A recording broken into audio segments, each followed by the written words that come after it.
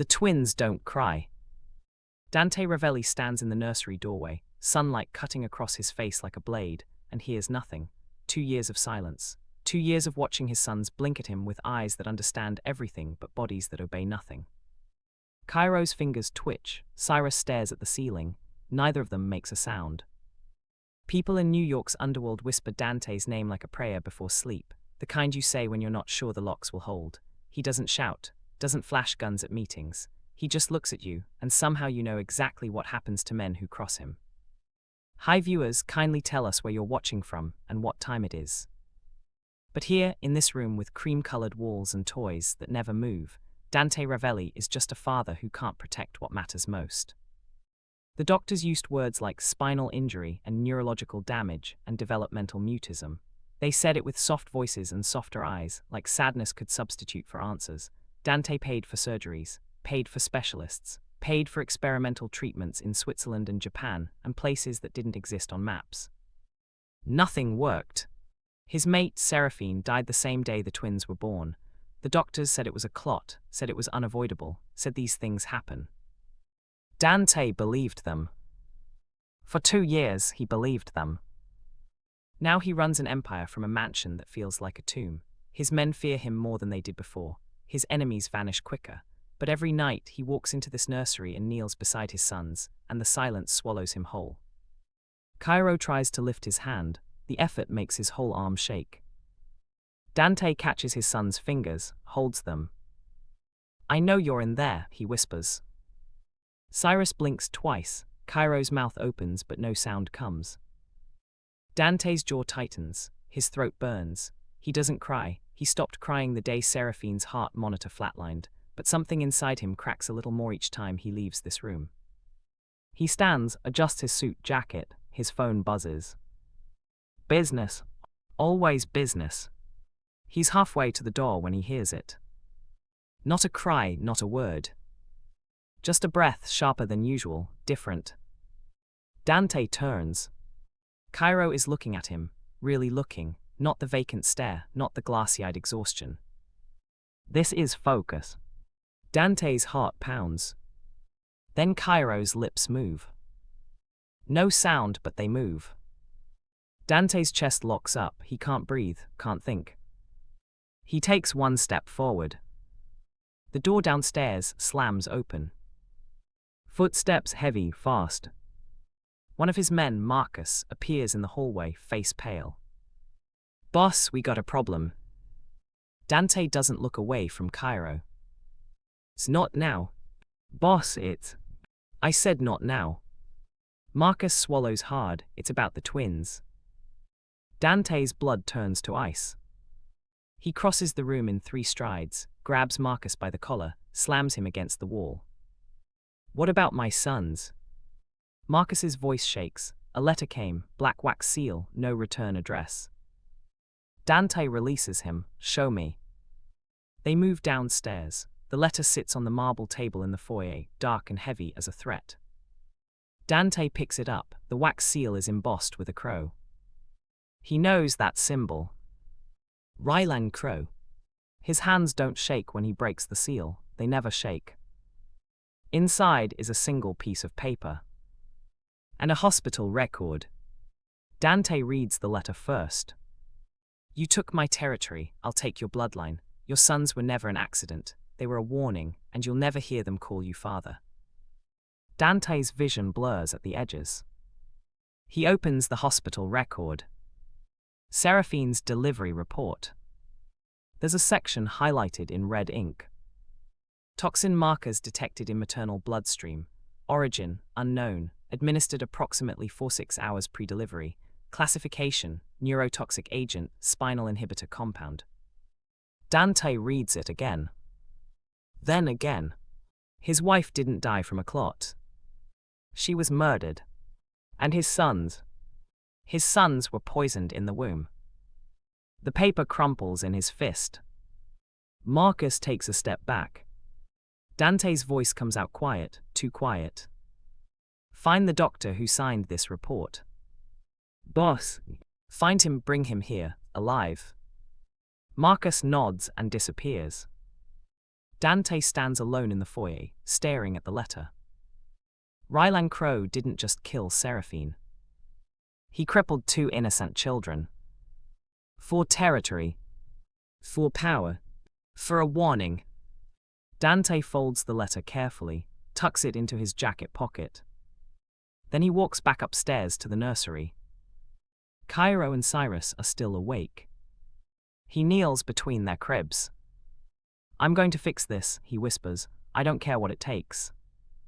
Cairo's fingers twitch. Cyrus blinks.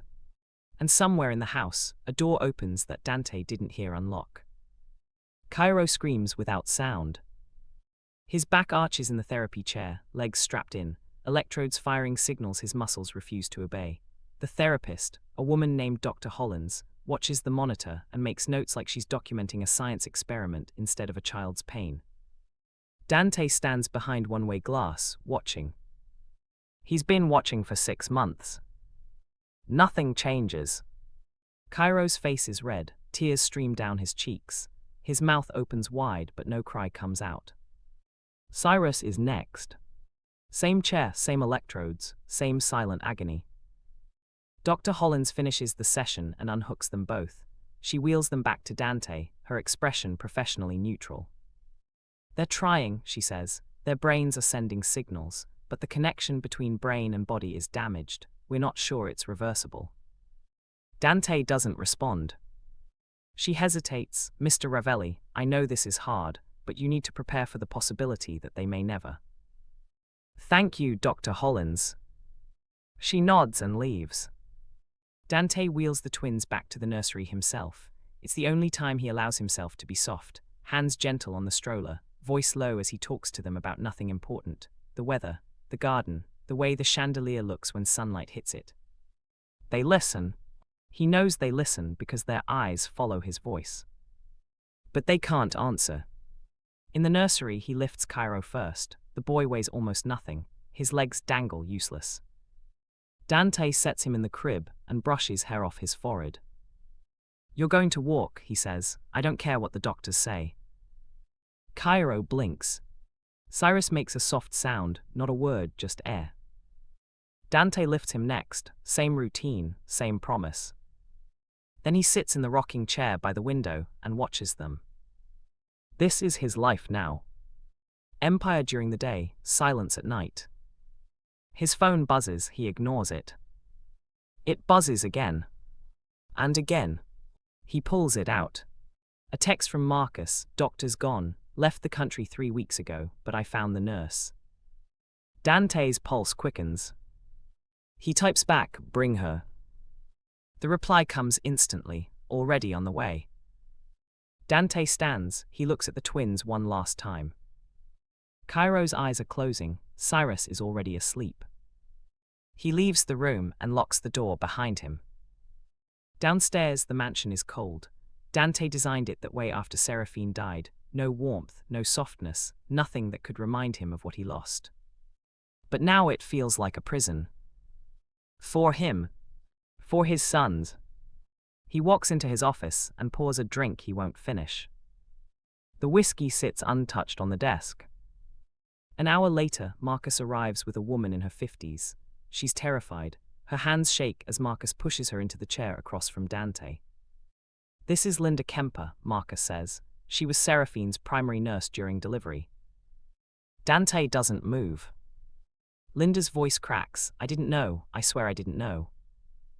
"Know what?" "That they were going to." She stops, swallows. "They told me it was a standard injection for blood pressure. I didn't ask questions." "Who told you?" She hesitates. Dante leans forward. "Who told you?" "Dr. Avery, he's the one who." "Dr. Avery signed my wife's death certificate."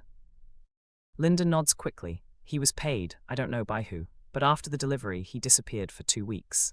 When he came back he had a new car, new watch. I didn't think anything of it until..." "Until what?" Her eyes fill with tears. "Until I saw the toxicology report, the real one, not the one that went into the file." Dante's entire body goes still. "Where is it?" "I don't have it. Dr. Avery destroyed it, but I remember what it said." "Tell me." There were 2 toxins, one in Mrs. Ravelli's bloodstream, one in the twins. Dante's hands curl into fists. The first was fast-acting, designed to cause hemorrhaging. The second was slower, neurotoxic. It targeted their spinal development. Who ordered it? Linda shakes her head. I don't know, I swear. But the day before the delivery, a man came to the hospital. Tall, dark suit. He didn't sign in, didn't leave a name. He went straight to Dr. Avery's office. What did he look like? I didn't see his face, but he had a tattoo on his wrist, a crow. Dante stands so fast the chair scrapes against the floor. Linda flinches. Marcus steps forward. But Dante waves him off. You're going to write down everything you remember, Dante says. Every detail, every conversation, every person who came in and out of that hospital. Linda nods frantically. And then you're going to disappear. I'll give you money, a new identity, a new life. But if I find out you lied to me. I didn't, I swear. Dante gestures to Marcus. Take her upstairs, get the statement.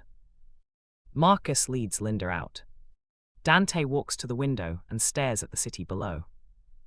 Rylan Crowe killed his wife. Crippled his sons. And the doctor who helped him is gone. But Dante Ravelli didn't build an empire by letting people run. He pulls out his phone and dials a number. Find Dr. Avery, he says when the line picks up. I don't care where he is, bring him to me. He hangs up. Then he goes back upstairs to the nursery.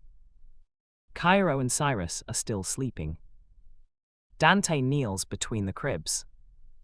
I'm going to make this right, he whispers.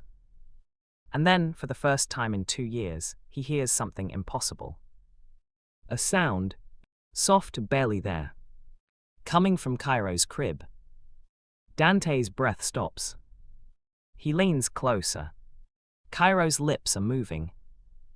Not crying, not gasping. Trying to speak.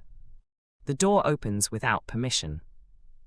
Dante's in his office, gun halfway out of the desk drawer, when Kieran Vale walks in like he's been invited. He's not. Kieran's hair is a mess, wind blown too long falling into his eyes. His clothes are plain, a grey sweater, dark jeans, nothing expensive, nothing that screams Omega, but Dante can smell it on him anyway. The scent hits him like a fist. Honey, rain, something soft that doesn't belong in this house. Kieran stops 3 feet from the desk and doesn't sit. Doesn't lower his eyes. Doesn't do anything an Omega is supposed to do when standing in front of an alpha like Dante Ravelli. You're the one who agreed to the deal, Kieran says. His voice is steady, no tremor, no fear. Dante lowers the gun, doesn't put it away. I didn't agree, I was forced. Kieran's jaw tightens, join the club. Dante studies him. Most Omegas who walk into this mansion either cry within the first hour or try to seduce him within the first day. Kieran does neither. He just stands there, looking exhausted. Your father is dead, Kieran interrupts, or close enough. Rylan Crowe destroyed him, took everything, so now I'm here. Collateral, payment, whatever you want to call it. Dante's eyes narrow. Crowe sent you. Crowe owns me. The words come out flat, no emotion, like he's statting a fact about the weather. Dante leans back in his chair. Then you're in the wrong place. I don't keep people who belong to my enemies. Good, then let me go. I didn't say I'd let you leave either. Kieran's hands curl into fists. So what am I, a prisoner? You're alive, that's more than most people who cross Crowe get to say. Kieran looks at him for a long moment, then he turns and walks toward the door. Where are you going? You said stay out of your way. I'm staying out of your way. Dante watches him leave. He should stop him, should ask more questions, should figure out what game Crowe is playing by sending an Omega into his home. But he doesn't. Because for the first time in 2 years, something in this mansion feels different. Kieran doesn't go to the guest wing. He wanders. Through hallways lined with paintings no one looks at, past rooms full of furniture no one uses. The mansion is huge and empty and cold, and Kieran feels like he's walking through a mausoleum. He's about to turn back when he hears voices. 2 maids talking in low tones near a doorway. Poor Barbies, one of them says, 2 years old and they've never said a word. It's not natural. It's a curse. Kieran stops walking. The father doesn't even look at them anymore. Too painful, I guess. Can you blame him, born like that? It's tragic. Kieran's chest tightens. He doesn't know why. He doesn't know these people, doesn't know their children, doesn't owe them anything. But something pulls him forward. He turns the corner. The door is open. Sunlight spills across a hardwood floor. There's a stroller near the window, 2 cribs against the wall. The room smells like baby powder and lavender. And in the stroller, 2 small boys sit strapped in, staring at nothing. Kieran steps inside. The maids don't notice, they're already gone. He walks slowly toward the stroller. The boys turn their heads. Not much, just a little. But they see him. Kieran kneels. Up close they're beautiful, light brown skin, wide eyes, 1 pair green, 1 pair brown, hair curling at the edges. But their bodies are wrong. Legs too still, arms limp. Kieran's throat closes. Hey, he whispers. They blink. He reaches out slowly and touches one of their hands. The boy's fingers twitch. Then close around Kieran's finger. Tight. Kieran sucks in a breath. You're not cursed, he says quietly, you're just. He doesn't know how to finish. The other boy makes a sound, not a word, just air. Kieran looks up. Dante is standing in the doorway. His face is unreadable. Kieran pulls his hand back. I'm sorry, I didn't mean to. Get out. Kieran stands quickly. But the boy in the stroller doesn't let go of his finger. Dante's eyes drop to the tiny hand wrapped around Kieran's. Something shifts in his expression. Let go, Dante says. But the boy doesn't. Kieran gently pries the fingers loose. It's okay, he murmurs, I'll come back. He doesn't know why he says it. But the boy's eyes follow him all the way to the door. Dante doesn't move. Kieran slips past him into the hallway. His heart is pounding. He doesn't stop walking until he's back in the guest wing. Then he sits on the edge of the bed and stares at his hand. The one the boy held. It's still warm. Downstairs, Dante stands in the nursery for a long time. Cairo is staring at the door. Cyrus is staring at the door. They've never done that before. Never tracked movement, never focused on a person after they left. Dante kneels beside the stroller. What did he do? He whispers. Neither of them answers. But Cairo's hand lifts. Just an inch. Reaching for something that's no longer there. Dante's breath catches. Then his phone buzzes. He pulls it out. A message from Marcus. We found Dr. Avery. He's in Barcelona. Do you want him alive or dead? Dante types back. Alive. I want to look him in the eye. He pockets the phone. Looks at his sons. I'll fix this, he says again. But this time he's not sure if he's talking about Crow. Or about the Omega who just walked into his house and made his sons react for the first time in 2 years. Kieran comes back the next morning. He doesn't ask permission. The nursery door is open, Dante isn't there. The twins are awake, strapped into their therapy chairs. A different therapist, younger, less patient than Dr. Hollins, is adjusting electrodes with rough hands. Cairo whimpers. No sound, just the shape of pain on his face. Kieran's stomach twists. He walks in. The therapist looks up, startled. Who are you? Someone who's not leaving. She frowns. This is a private session. Then make it less private. The therapist's mouth opens, closes. She looks at the twins, then back at Kieran. I'm calling Mr. Ravelli. Go ahead. She leaves in a huff. Kieran kneels in front of the chairs. Cairo is crying, silent, tearless, but crying. Cyrus stares at the ceiling. Kieran's hands are shaking, but he reaches out and touches Cairo's arm. Hayes, look at me. Cairo doesn't. I know it hurts, I know you're scared, but you're still here, that means something. Cairo's eyes shift. Just slightly. Toward Kieran. Kieran's chest aches. He moves to Cyrus next, touches his hand. You two, you're both still fighting. Cyrus blinks. Kieran starts unhooking the electrodes. He doesn't know what he's doing, doesn't know if this is safe, but watching them in pain is worse than any risk. He lifts Cairo first, the boy is light, too light, his legs dangle. Kieran sets him on the floor. Cairo's body sags. Kieran catches him, holds him upright. You don't have to walk, just try to stand. Cairo's legs shake. Kieran moves to Cyrus, does the same thing. Now both boys are on the floor, propped up by Kieran's arms. Sunlight streams through the window. Dust particles float in the air. And for the first time, the twins are standing.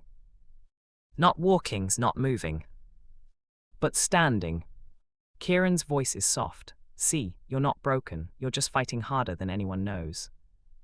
Cairo's hand grips Kieran's sleeve. Cyrus leans forward. Kieran's eyes sting.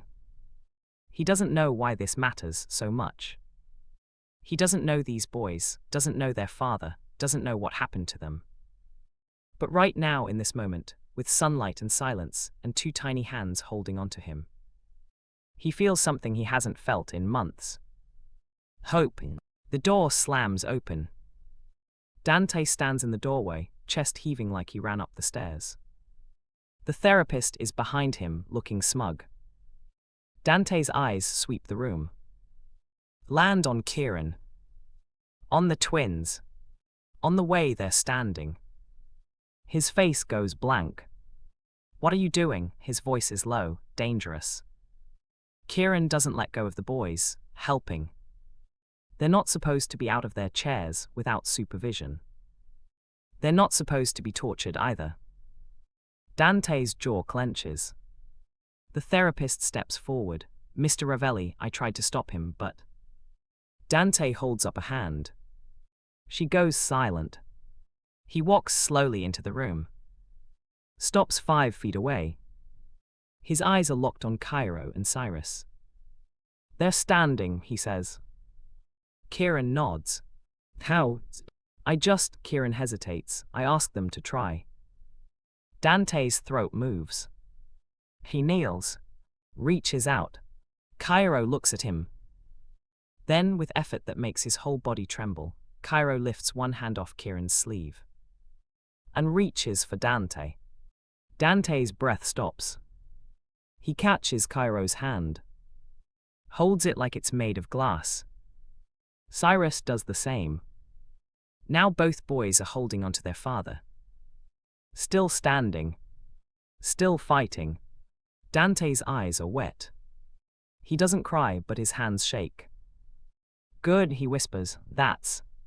His voice cracks. He pulls the boys closer, carefully, so carefully. Kieran steps back. Gives them space. Dante holds his sons for a long time. The therapist clears her throat. Mr. Ravelli, I really think. You're fired. She blinks, excuse me. Leave. Her face flushes, but she doesn't argue. She grabs her bag and storms out. Dante doesn't watch her go. He's still holding Cairo and Cyrus. Finally, he looks up at Kieran. Why did you do this? Kieran shrugs, someone had to. Dante's gaze sharpens, you don't even know them. I know what it's like to be treated like you're already gone. The words hang in the air. Dante stands slowly, lifts the twins, sets them gently back in their stroller. Then he turns to Kieran.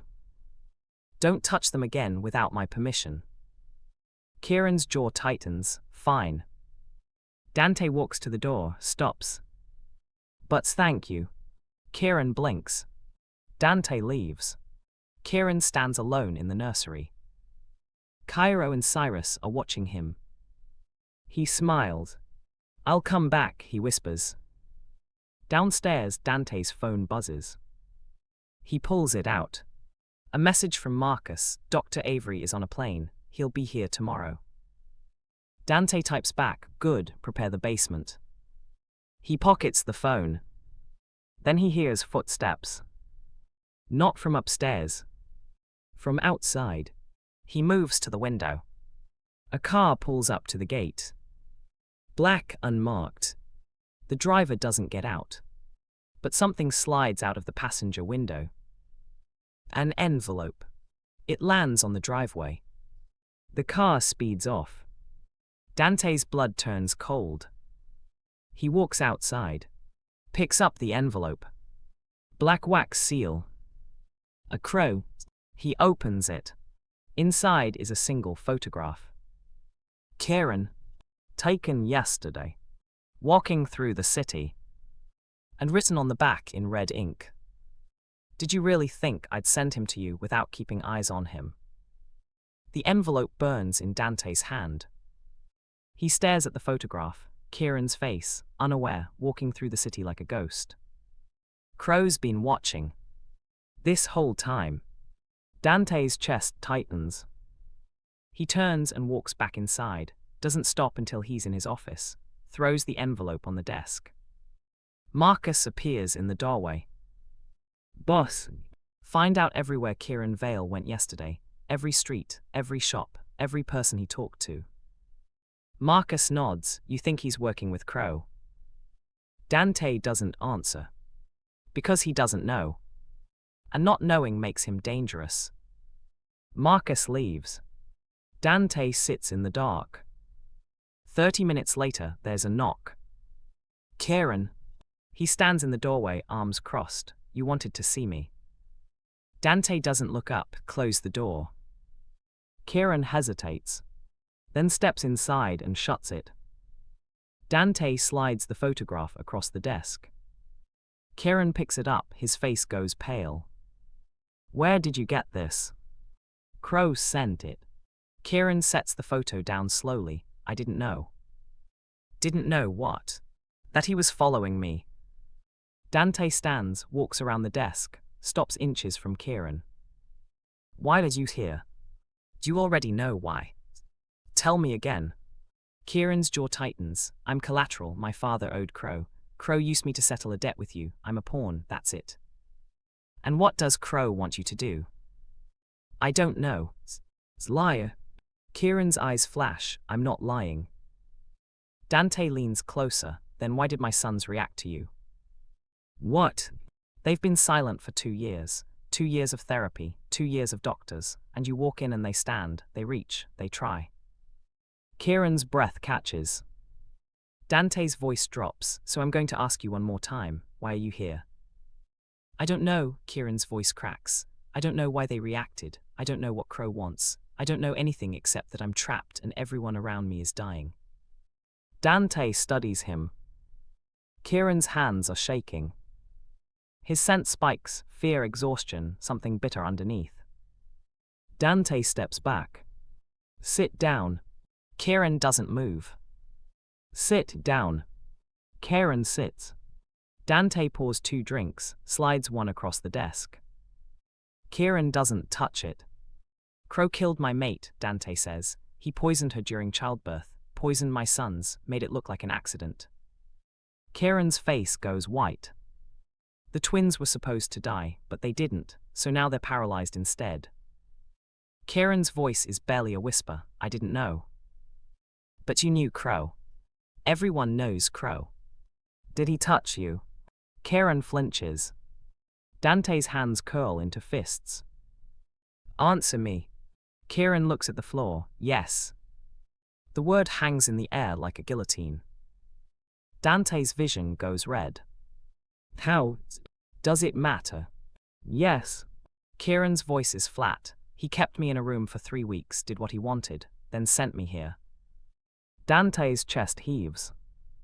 He wants to destroy something. But Kieran is sitting in front of him, looking like he's already been destroyed. Why did you run? Where would I go? Kieran's eyes lift. You think I have family left, friends? Crow took everything, my father's firm, our house, my name, I have nothing. Dante sits back down. They're both silent for a long time. Finally, Kieran speaks. What happens now? Dante's voice is cold. Now I find out if you're a weapon or a victim. And if I'm both. Dante looks at him. Kieran's eyes are hard, tired, but not broken. Then I decide which one matters more. Kieran stands. I'll make it easy for you. I'm not your enemy, but I'm not your ally either. I'm just trying to survive. He walks to the door. Kieran. He stops. Dante's voice softens, just slightly. Don't go back to the nursery. Kieran turns. Why? Because if Crow is watching, and you keep going near my sons, he'll use that. So what? I just stay away. Yes. Kieran's jaw tightens. They need someone. They have me. Do they? The question cuts deep. Dante doesn't answer. Kieran leaves. The door clicks shut. Dante sits in the dark. An hour later, Marcus returns. We traced Kieran's movements. He didn't talk to anyone, didn't make calls, just walked, stopped at a pharmacy, bought. He pauses. Bought what? Marcus hands him a receipt. Dante reads it. Prenatal vitamins. Nausea medication. Pregnancy test. Dante's blood runs cold. When was this? Yesterday morning. Dante stands. Where is he now? Guest wing, second floor. Dante moves. Fast. He doesn't knock. Just opens the door. Kieran is sitting on the bed, head in his hands. He looks up. What? Are you pregnant? Kieran's face drains of color. Silent. Dante steps inside, closes the door. Answer me. Kieran's voice shakes. Yes. How far? 12 weeks. Dante's chest tightens. Is it mine? Kieran laughs bitterly. No. Then whose? Kieran looks at him. Whose do you think? The room goes silent. Dante's hands curl into fists. Crow. Kieran nods. Dante's voice drops to a whisper. He sent you here pregnant with his child. He sent me here as a bomb. Dante stares at him. Kieran stands. He knew you'd find out, knew you'd be angry, knew you'd either kill me or send me back. Either way, he wins. Why didn't you tell me? Because I didn't want to die. Dante's throat tightens. He looks at Kieran. Really looks. The exhaustion, the fear, the way he holds himself like he's waiting for the next blow. And underneath it all, a life growing. Innocent. Unwanted. But alive. Dante's voice is rough. Crow touched what is mine to protect. Kieran blinks. What? You're under my roof, that makes you mine, and the child isn't yours. Doesn't matter. Kieran's breath catches. Dante steps closer. Crow wanted you to be a weapon, but you're not. You're a person, and that child is innocent. Kieran's eyes fill with tears. You're staying, Dante says, and when this is over, you'll be safe. Why? Because no one else will be hurt by Rylan Crow, not while I'm breathing. Kieran's voice breaks. You don't even know me. I know enough. The tears spill over. Kieran wipes them away quickly. I don't need your pity. Good, because I'm not offering it. They stand there. Two broken people in a broken house. Then Dante's phone buzzes. He pulls it out. A message from Marcus. Dr. Avery landed. He's in the basement, ready when you are. Dante pockets the phone. Looks at Kieran. Stay here, lock the door, don't open it for anyone but me. Where are you going? To get answers. Dante leaves. Kieran sits back on the bed. His hand moves to his stomach. And for the first time, he wonders if maybe, just maybe, he's not alone anymore. Downstairs, Dante walks into the basement. Dr. Avery is tied to a chair. His face is bruised, blood drips from his nose. Dante stops in front of him. "You poisoned my wife." Dr. Avery's voice shakes. "I didn't." Dante hits him. "Once. It's hard. Try again." The bathroom floor is cold against Kieran's knees. He vomits again, nothing comes up but bile, his body shakes. The door crashes open. Dante's voice cuts through the fog. "Kieran." Kieran can't answer, can't breathe, his vision blurs at the edges. Strong hands grip his shoulders, pull him upright. "Look at me." Kieran tries, the room spins. Dante's face comes into focus, hard lines, sharp eyes, but something else underneath. "Worry. When did this start?" Dante asks. Kieran's voice is weak. "This morning, I thought it was just." He gags again. Dante catches him before he falls. "Marcus," Dante's voice echoes through the mansion. "Get Dr. Chen, now." Footsteps thunder down the hallway. Dante lifts Kieran like he weighs nothing, carries him to the bed. Kieran's head lolls against Dante's chest. "I'm fine." "You're not. It's just morning sickness." It's 3 in the afternoon. Kieran closes his eyes, then it's afternoon sickness. Dante sets him down carefully, pulls a blanket over him. "The doctor's coming." "I don't need a doctor." "Yes, you do." Kieran's hand moves to his stomach, protective, instinctive. Dante sees it. His jaw tightens. 10 minutes later, Dr. Chen arrives. She's older, calm, she doesn't ask questions Dante doesn't want to answer. She examines Kieran while Dante stands by the window, arms crossed. "How far along?" Dr. Chen asks. 12 weeks, Kieran whispers. She nods, presses gently on his abdomen, checks his pulse, his temperature. Finally, she turns to Dante. He's dehydrated, stressed. The nausea is severe but manageable. "I'll set up an IV, he needs rest." And she pauses. Dante's voice is sharp. "And what?" "He needs to feel safe. Stress like this can complicate the pregnancy." Dante's hands curl into fists. Dr. Chen looks at Kieran. "You're carrying a life. That means you have to take care of yourself, no matter what's happening around you." Kieran's throat tightens. She sets up the IV, gives him medication for the nausea, leaves instructions with Marcus. Then she's gone. Dante sits in the chair by the bed. Kieran stares at the ceiling. "Why are you doing this?" Kieran asks. "Doing what?" "It's helping me." Dante doesn't answer right away. Finally, he says, "Because Crow wanted me to hurt you, and I don't give him what he wants." Kieran turns his head. "That's the only reason." Dante meets his eyes. "No." The word hangs between them. Kieran's chest aches. "What's the other reason?" "Because my sons need you." Kieran blinks. "What?" "They respond to you. For the first time in 2 years, they're trying, and I don't understand it, but I'm not going to take that away from them." Kieran's voice cracks. "I'm carrying another man's child." "I know. Crow's child." "I know. And you still." "Yes." Kieran closes his eyes. Tears slip down his temples. Dante stands, walks to the door. "Rest, I'll check on you later." "Dante." He stops. "Thank you." Dante nods once. Then he's gone. Kieran lies in the dark.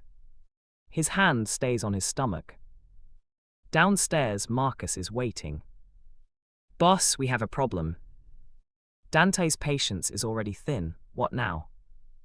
"One of our men saw someone watching the house. Same car from yesterday, black sedan, no plates." Dante's blood turns cold. "Where?" 2 blocks east, parked for 20 minutes, then left." "Did you get eyes on the driver?" "Number windows were tinted." Dante's jaw clenches. "Double security, no one in or out without my approval." "Already done." Dante walks toward the basement. Marcus follows. "What about Kieran?" "What about him?" "If Crow's watching and Kieran's here." Kieran stays. Marcus hesitates. Boss, I'm not trying to question you, but... Then don't. They descend the stairs. The basement is cold, concrete walls, single light bulbs swinging overhead. Dr. Avery is still tied to the chair. His face is worse now, swollen, blood dried on his chin. Dante stands in front of him. You've had time to think, so I'm going to ask you again. Who paid you to poison my wife? Dr. Avery's voice is hoarse. I told you, I don't know his name. Dante's fist connects with his jaw. Dr. Avery's head snaps back. Try harder. I'm telling the truth, Dr. Avery's voice breaks. He never told me his name, just gave me instructions. And money, a lot of money. How much? 2 million. Dante's stomach turns. You killed a woman and crippled 2 children for $2 million. Dr. Avery's eyes fill with tears. I didn't know, I thought it was just. Just what? Just a way to make sure the delivery went smoothly. Dante's voice drops to a whisper. You injected poison into my wife's IV. You injected it into my son's. And you expect me to believe you didn't know what would happen. Dr. Avery sobs. I didn't ask questions, I just did what I was told. Dante pulls out a knife. Dr. Avery's eyes go wide. Wait, please. Dante presses the blade against his throat. Give me one reason I shouldn't kill you right now. I can tell you where to find him. Dante's hand stills. Who? The man who paid me. I don't know his name, but I know where he works. Where? A club downtown, the Obsidian. He's there every Thursday night. Dante pulls the knife back. What does he look like? Tall, dark hair, scar on his left hand, shaped like Dr. Avery swallows, shaped like a crow. Dante's blood runs cold.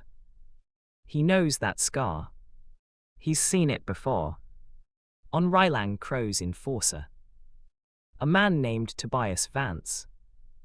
Dante steps back, slides the knife into his pocket. Marcus, keep him alive, for now. Marcus nods. Dante walks upstairs. His mind races. Tobias Vance is Crow's right hand, the man who handles his dirty work, the man who makes people disappear. If Vance was involved, that means Crow planned this, down to the last detail. Dante pulls out his phone, dials. I need everything you have on Tobias Vance, where he lives, where he eats, where he sleeps. I want to know every move he makes. He hangs up. Then he goes to check on Kieran. The guest room is dark.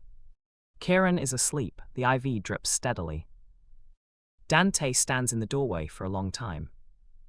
Then he hears something. Footsteps. Not from the hallway. From outside. Dante moves to the window. A figure stands at the edge of the property, watching the house. Dante's hand goes to his gun. The figure doesn't move. Just stands there.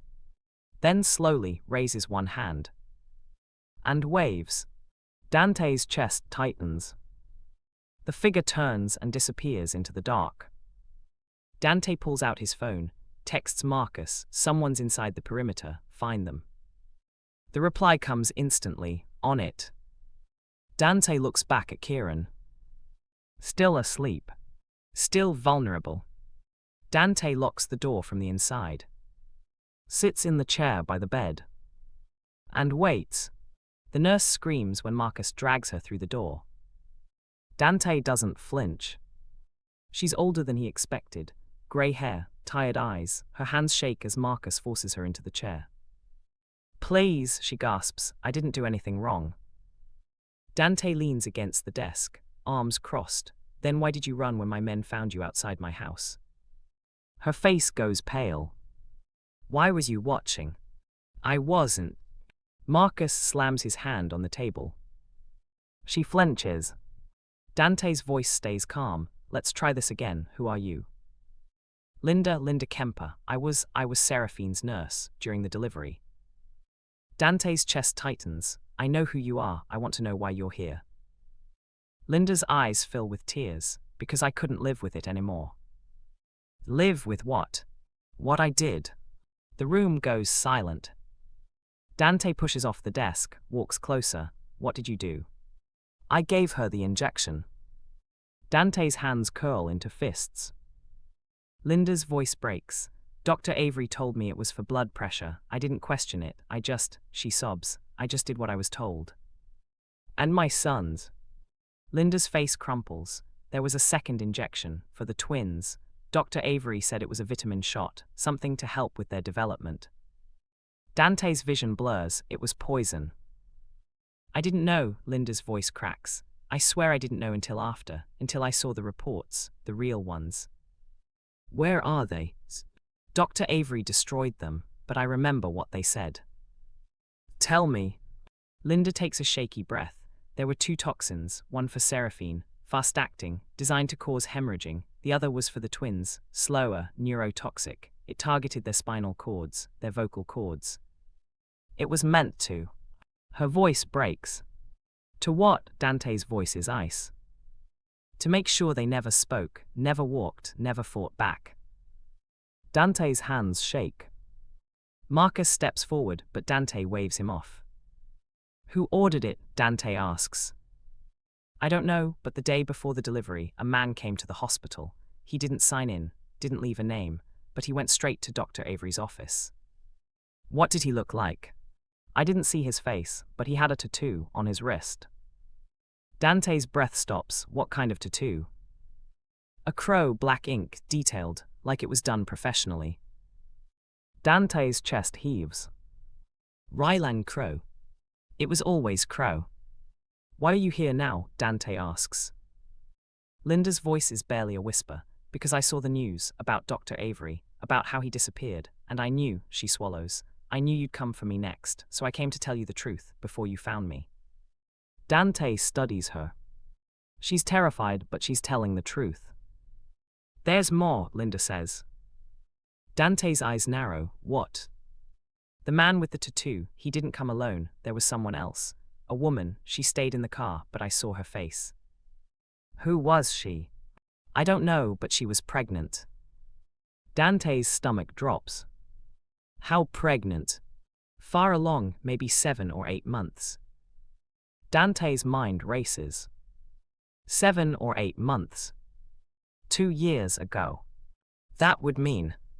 He pulls out his phone, opens a file, shows Linda a photograph. Is this her? Linda leans closer, her face goes white. Yes, that's her. The photograph is of Seraphine. Dante's world tilts. That's impossible, he whispers. Linda shakes her head. I'm telling you what I saw. The woman in the car looked exactly like her. Dante's hands tremble. Seraphine died. He watched her die. Held her hand as the monitors flatlined. But if Linda is telling the truth? If there was another woman? Dante's voice is rough. Are you saying my wife had a twin? I don't know, I'm just telling you what I saw. Dante turns away. His chest heaves. Marcus steps forward. Boss, what do you want me to do with her? Dante doesn't answer for a long time. Finally he says, give her money, a new identity, a new life, but if I find out she lied to me. I didn't, Linda says quickly, I swear. Dante nods to Marcus. Marcus leads Linda out. Dante stands alone in the office. His mind races. A woman who looked like Seraphine. At the hospital. The day before the delivery. He pulls out his phone, dials. I need you to find out if Seraphine Ravelli had a sister, a twin, anything, I don't care how deep you have to dig. He hangs up. Then he goes upstairs. Kieran is awake. Sitting up in bed, the IV is gone. You look better, Dante says. Kieran nods. Dr. Chen's medication worked. Dante sits in the chair. We need to talk. Kieran's face tightens. About what? About Crow, about why he sent you here. I already told you. I know what you told me, but there's more, isn't there? Kieran looks away. Dante leans forward. Kieran, if you know something, anything, you need to tell me, because people are dying, and my sons are in danger. Kieran's throat moves. Finally, he speaks. Crow told me something before he sent me here. What? He said. Kieran's voice shakes. He said your wife didn't die by accident. He said she was a message, and your sons were the punctuation. Dante's chest tightens. And he said if I didn't do what he wanted, my baby would be next. Dante's hands curl into fists. What does he want you to do? Kieran's eyes fill with tears. He wants me to get close to you, to your sons, to make you trust me, and then... He stops. Then what? Kieran's voice breaks. Then he wants me to kill them. The room goes silent. Dante doesn't move. Kieran's tears spill over. I'm not going to do it, I swear. I'd rather die than hurt those boys. But Crow, his voice cracks. Crow has people everywhere, and if I don't, he'll kill your baby. Kieran nods. Dante stands, walks to the window. His mind races. Crow didn't send Kieran here as collateral. He sent him as a weapon. And Kieran is caught in the middle. Dante turns back. You're not going back to him. Kieran blinks. What? You're staying here, under my protection, and when this is over, you and your baby will be safe. You don't understand, Crow will. Crow will do nothing, because I'm going to end him before he gets the chance. Kieran stares at him. How? Dante's voice is cold, by hitting him where it hurts. He walks to the door. Dante. He stops. Kieran's voice is soft. Why are you doing this? Dante looks back. Because you're not a weapon, you're a person, and that baby is innocent. He leaves. Kieran sits in the dark. His hand moves to his stomach. And for the first time, he believes he might survive this. Downstairs, Dante's phone buzzes. A message from his contact. Found something. Seraphine had a younger sister. Name, Celeste, disappeared 3 years ago, no record since. Dante's blood runs cold. He types back, find her. Then he goes to the nursery. Cairo and Cyrus are awake. Dante kneels between their cribs. I'm going to keep you safe, he whispers, no matter what it takes. Cairo's hand lifts. Reaches for him. Dante catches it. And then for the first time, he hears it. A sound. Soft, broken, but real.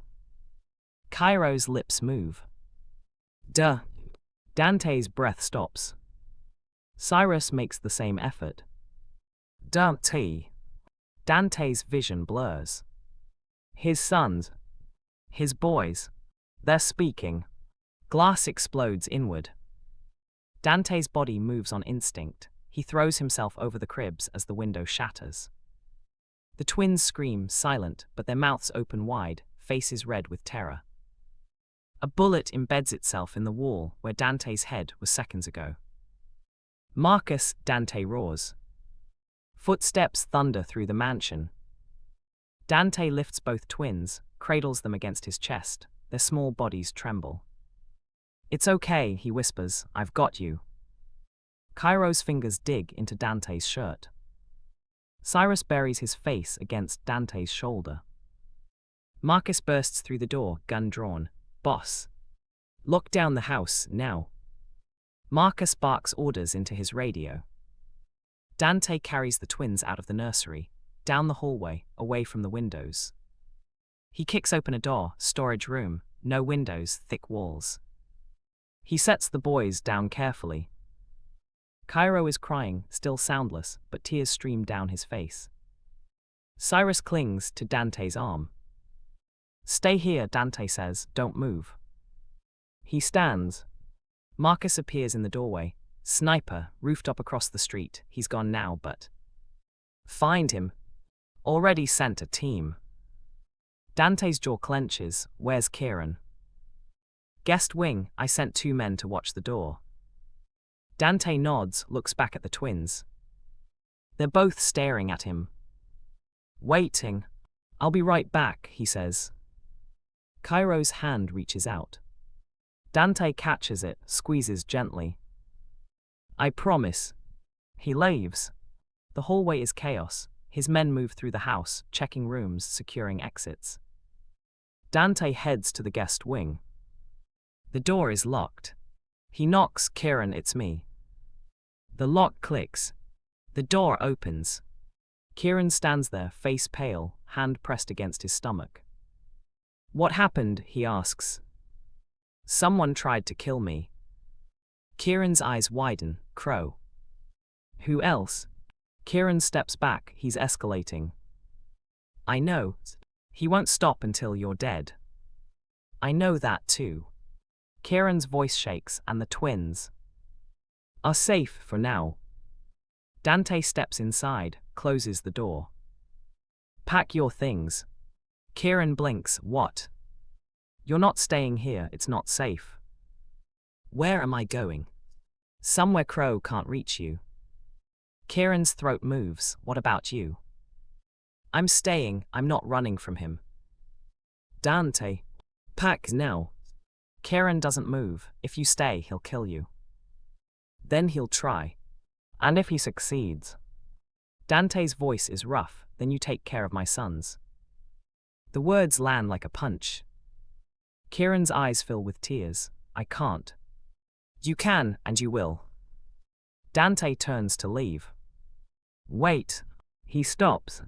Kieran crosses the room, stands in front of him. You don't have to do this alone. Dante's jaw tightens. Yes, I do. Why? Because everyone I've ever cared about dies. The admission comes out raw. Kieran's voice softens. Not everyone. Dante looks at him. Really looks. This Omega, this broken, terrified, pregnant Omega, is standing in front of an alpha twice his size and refusing to back down. You're stubborn, Dante says. So are you. They stare at each other. Then, from somewhere downstairs, a voice shouts. Boss, you need to see this. Dante moves. Kieran follows. They descend the stairs. Marcus is standing in the foyer, holding a tablet. We pulled the security footage, Marcus says, from the rooftop where the sniper was. He hands the tablet to Dante. Dante watches the video. A figure in black, rifle, scope. Then the figure turns. The mask comes off. Dante's blood turns to ice.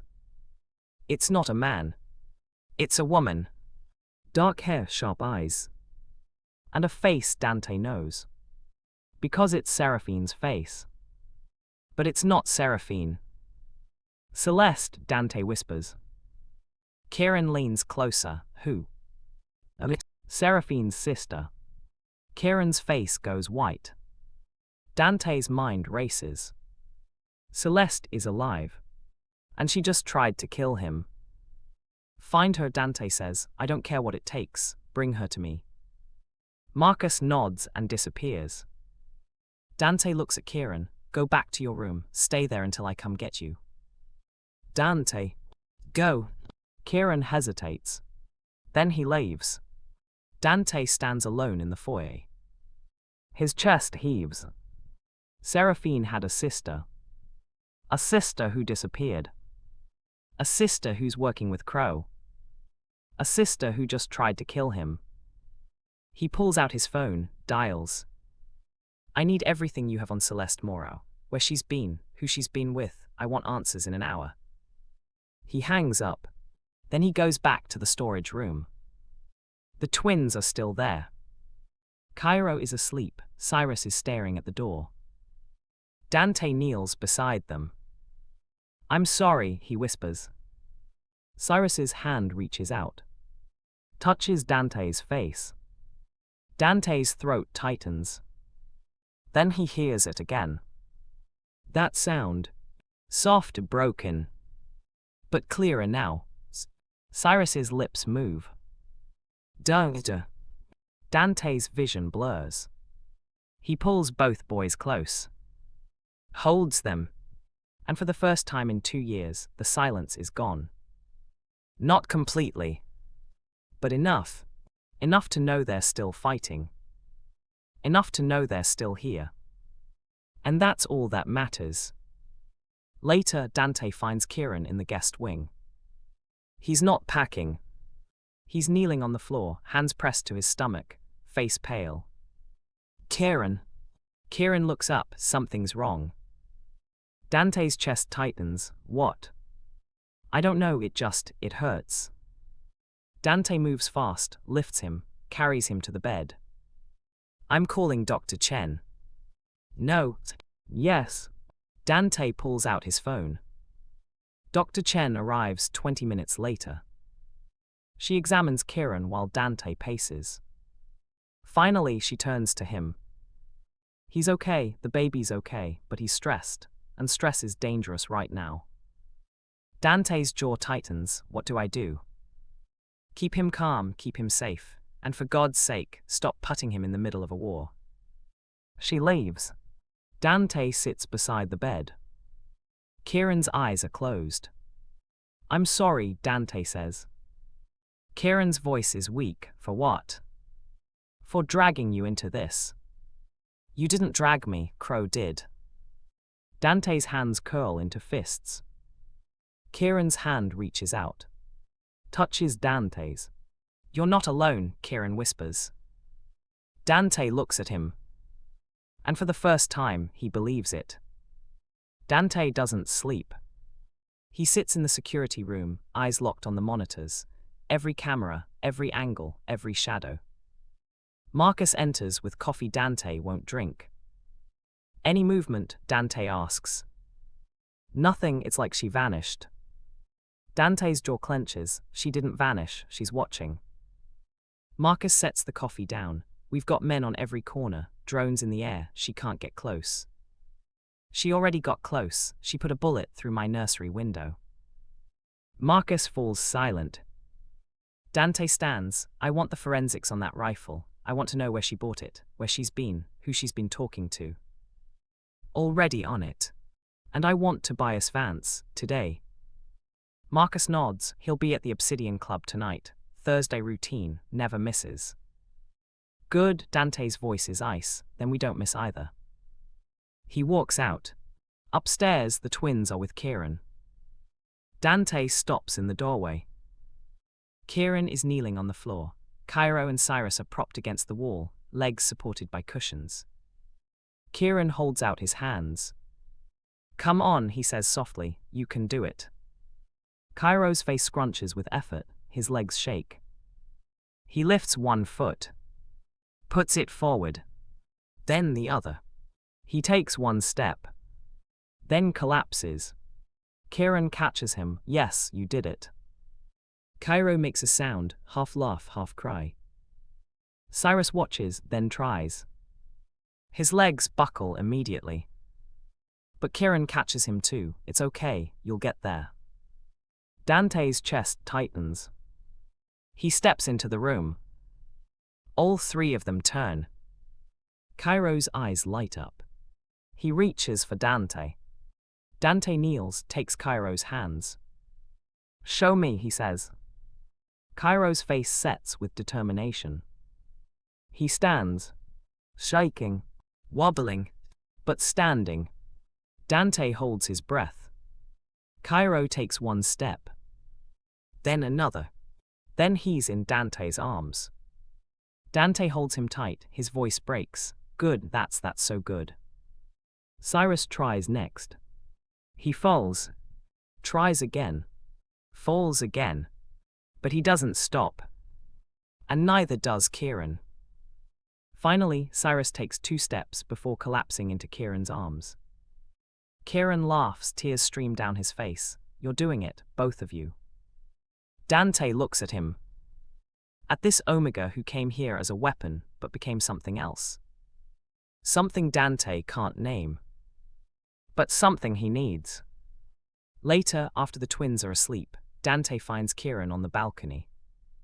You should be resting, Dante says. I'm fine. Dr. Chen said. I know what she said, Kieran's voice is soft, but I can't just lie there, not when they're finally making progress. Dante leans against the railing. You're good with them. They're good kids. They're my kids. Kieran looks at him. I know. Silent. Then Kieran speaks. What happens when this is over? What do you mean? When Crow is gone, when the twins are walking, when he touches his stomach, when this baby is born, what happens to me? Dante's throat tightens. He doesn't have an answer, because he hasn't let himself think that far ahead. You'll be safe, Dante says finally. That's not what I asked. Dante looks at him. What do you want to happen? Kieran's voice shakes. I don't know, he stops. I don't want to be alone anymore. Dante's chest aches. He reaches out, takes Kieran's hand. You're not. Kieran's eyes fill with tears. Dante pulls him close. Kieran doesn't resist. They stand there. Two broken people holding each other together. Then Dante's phone buzzes. He pulls back, checks it. A message from Marcus. Vance is at the club, alone, second floor, private booth. Dante's jaw sets. I have to go, he says.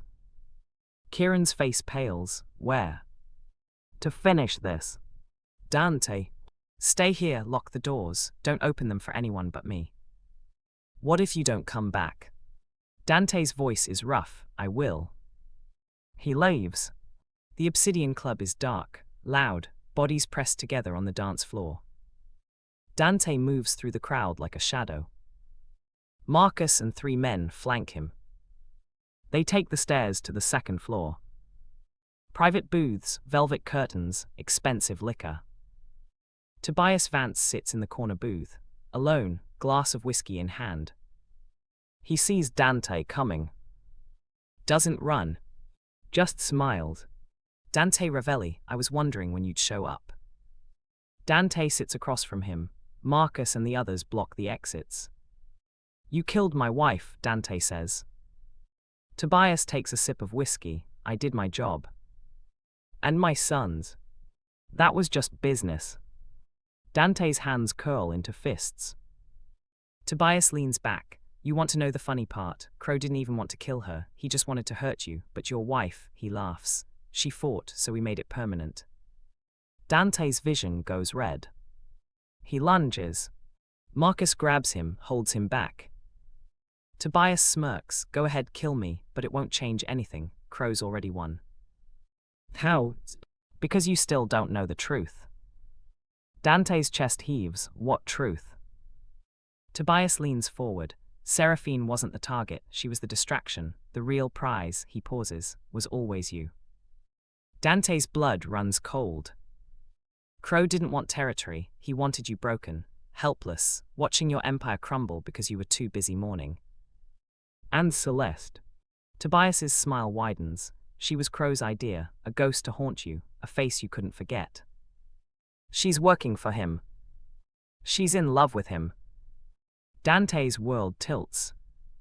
Celeste and Crow have been together for years, since before you even met Seraphine, and when Seraphine died, Tobias shrugs. Celeste took her place. Dante's throat tightens. Everything makes sense now. The poison, the planning, the precision. It was never random. It was revenge. Why? Dante asks. Because you killed Crow's brother. Dante's breath stops. 5 years ago, you remember, that deal that went bad, the one where you put a bullet in a man's head because he tried to double-cross you. Dante remembers. That man was Crow's older brother, and Crow's been waiting ever since. Dante's hands shake. Tobias finishes his drink. So go ahead, kill me, but Crow will keep coming, and next time it won't be a bullet, it'll be something worse. Dante pulls out his gun. Tobias doesn't flinch. Do it, he says. Dante's finger tightens on the trigger. Then he lowers the gun. No. Tobias blinks. What? I'm not giving Crow what he wants. Dante stands, signals Marcus. Take him, federal agents are waiting outside, let them handle him. Tobias's face goes white. You're arresting me. I'm letting justice do what revenge can't. Dante walks away. Tobias screams behind him. He'll kill you, he'll kill everyone you love. Dante doesn't look back. Outside, federal agents take Tobias into custody. Dante watches. Then his phone rings. Unknown number. He answers. Hello, Dante. Rylan Crow's voice. Dante's chest tightens. I assume Tobias told you everything, Crow says. He did. Good, then you know this isn't over. I know, and you know I'm coming for you. Dante's voice is ice, I'm counting on it. Crow laughs, you think you can protect them, your sons, that pregnant Omega. Dante's blood runs cold. They're all going to die, Dante, and you're going to watch. The line goes dead. Dante stands in the street. Rain starts to fall. He looks up at the sky. Then he pulls out his phone. Texts Kieran, I'm coming home. The hospital is too bright. Dante paces outside the delivery room. His hands won't stop shaking. Marcus stands nearby, silent, waiting. It's been 39 weeks. 39 weeks of Kieran growing, changing, the baby getting stronger. 39 weeks of Dante watching, protecting, falling. He didn't mean to fall. But somewhere between the first time Cairo took a step and the first time Cyrus said Dada clearly. Somewhere between midnight feedings, when Kieran couldn't sleep, and mornings, when Dante found him reading to the twins. Somewhere in the quiet moments when Kieran's hand would rest on his stomach, and Dante would wonder what it felt like to create life, instead of destroy it. He fell, and now Kieran is inside that room, bringing another life into this broken world. A life that isn't Dante's, but will be protected like it is. Dr. Chen appears in the doorway. He's asking for you, she says. Dante's chest tightens. He walks inside. The room is dim, machines beep steadily. Kieran is on the bed, sweating, exhausted, but alive. Hey, Kieran says, his voice is weak. Dante crosses to him. Hey. It's almost time. Dante nods. Kieran's hand reaches out. Dante takes it. I'm scared, Kieran whispers. I know. What if, his voice breaks, what if I can't do this? You can. How do you know? Because I've watched you for months, and you've already survived worse than this. Kieran's eyes fill with tears. A contraction hits. His hand squeezes Dante's so hard bones shift. Dante doesn't pull away. Dr. Chen moves into position. It's time. The next 30 minutes blur. Pain, sweat, blood. Kieran screaming. Dante whispering, you're okay, I'm here, you're okay. And then, a cry. Small, high-pitched. Real. Dr. Chen lifts a tiny, squirming baby. It's a girl, she says. Kieran sobs. Dante's throat closes. Dr. Chen cleans the baby, wraps her, places her in Kieran's arms. Kieran stares down at her. She's perfect. Dark hair, brown skin, eyes that haven't opened yet. She's beautiful, Kieran whispers. Dante looks at the baby. At this tiny life born from violence, but held with love. What are you going to name her? Dante asks. Kieran's voice is soft. Amara, it means grace. Dante's chest aches. Kieran looks up, do you want to hold her? Dante hesitates. It's okay, Kieran says. She's not Crow's, not really, she's mine, and his voice shakes, and if you'll have her, she's yours too. Dante's vision blurs.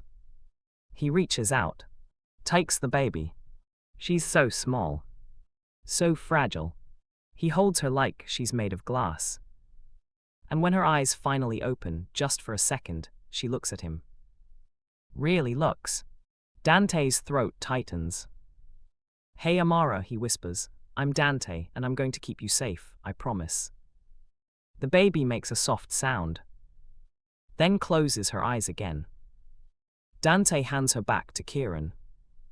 Kieran is crying. So is Dante. 2 weeks later, Rylan Crow is arrested. Not by Dante.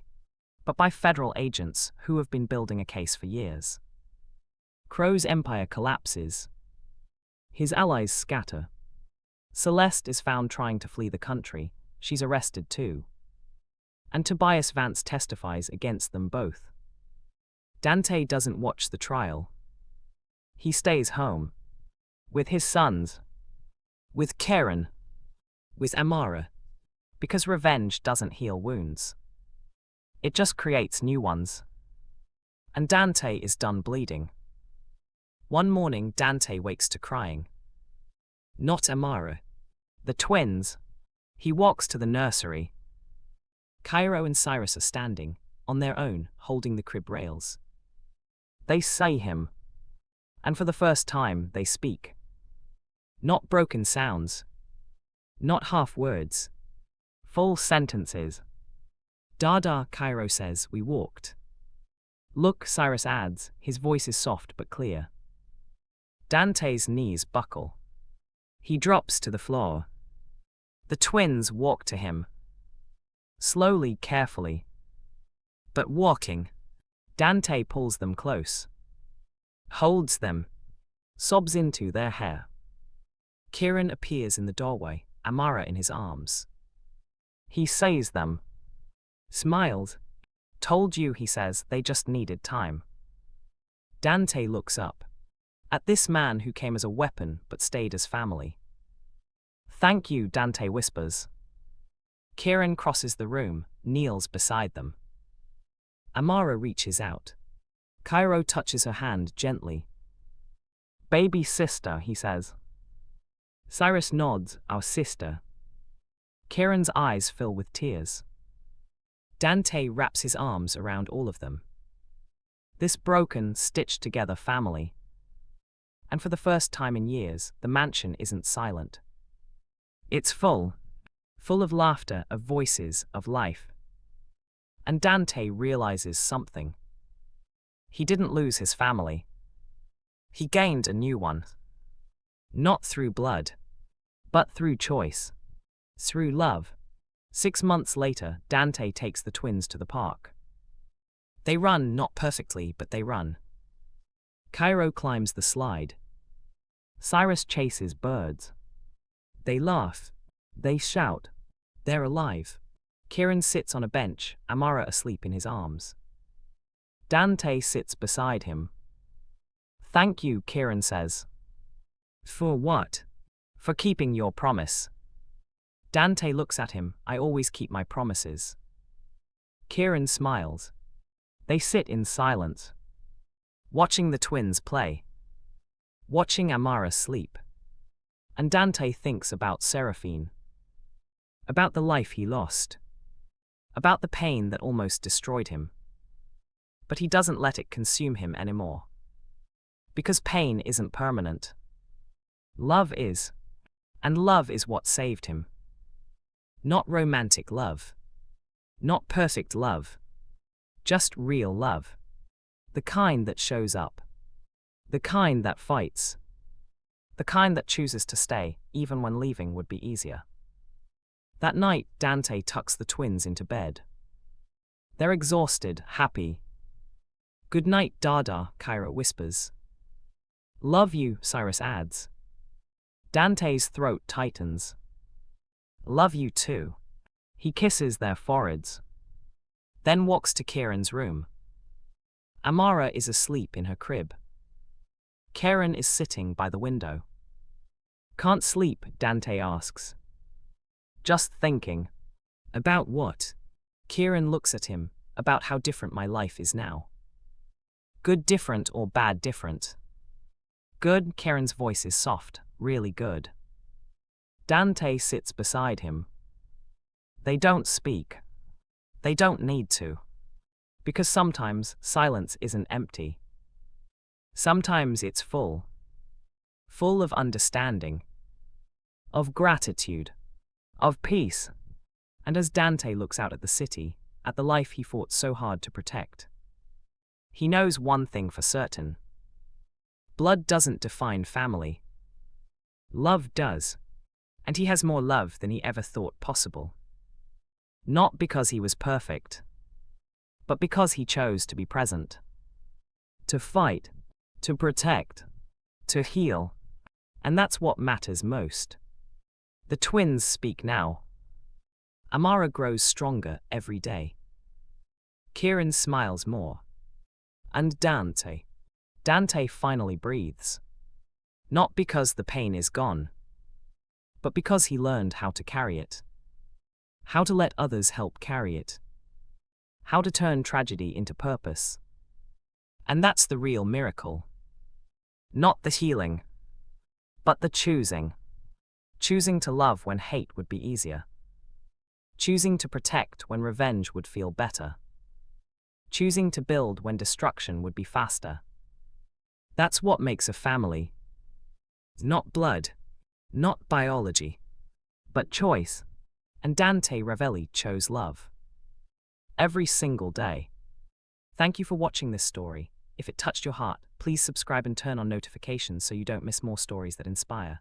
Share your thoughts in the comments below. Your words might be exactly what someone else needs to hear today. Remember, you're not defined by what happens to you, but by how you choose to respond. And sometimes, the greatest strength is choosing love when everything tells you to choose hate. See you in the next story.